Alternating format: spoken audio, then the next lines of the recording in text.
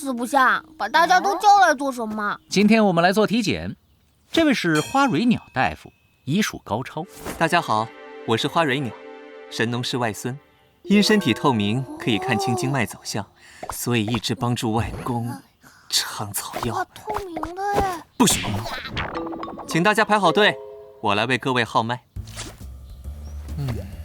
体寒呢？平时总是住在阴冷潮湿的环境里吧？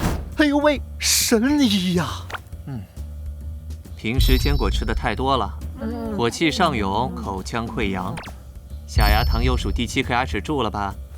这都能靠把脉把出来吗？这个不用把脉，直接看就知道了。这隐约能感觉到腹内有不得了的东西，难不成是喜脉？因为貔貅只进不出，肚子里全是宝贝吧？哦，嘿，哈，脊柱略有侧弯。啊，怪不得我最近骑了有点拉屁股。你这个可能跟他没关系。哎，要不要检查一下痔疮？爷的春节，四不像。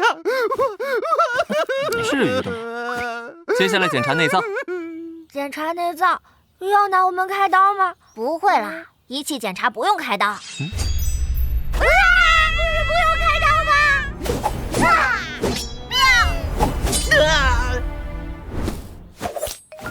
好了，请剃了肚毛的依次上仪器。怎么连我都？你肚子里怎么全是蘑菇和泥巴？哇，这个设备看上去好厉害啊！那是当然，这可是神兽专用彩超仪，是天庭特制的昂贵法宝。昂贵法宝。金甲的体重超重了5克，战虎有轻度脂肪肝和脊柱侧弯。不知道皮皮检查的怎么样？四不像。我肚子好痛。你这是又乱吃什么了？四老板，你看到我的特制彩超仪了吗？奇怪，那么大一台哪去了？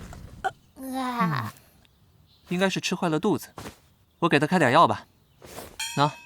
这是助消化的药，回头你熬给他喝。这么小一包吗？这只是药引子，后面的才是主药。幸好我有天庭的医保。貔貅的身体状况基本正常，并没有变大的迹象，似乎也没有回忆起以前的事。花大夫，皮皮变大真的有那么危险吗？为什么这么问呢？莫非貔貅变大了？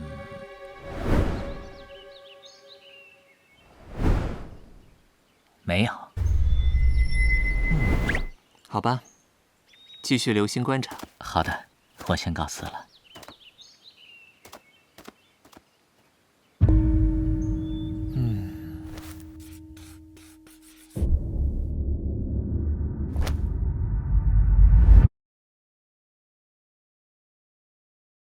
有兽小剧场。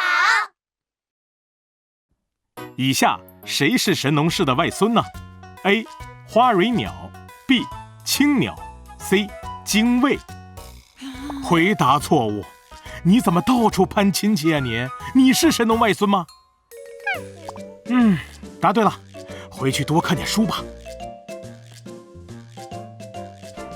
花蕊鸟。传说中，神农的女儿花蕊病了，神农抓了12味草药给女儿服下，谁知服下后腹痛难忍，竟生下了一只玲珑剔透的小鸟。后来，神农便带着这只花蕊鸟帮自己尝试各种草药，因此摸清了12经脉，写下了《本草经》。嘿嘿，真是居家旅行必备的好帮手啊！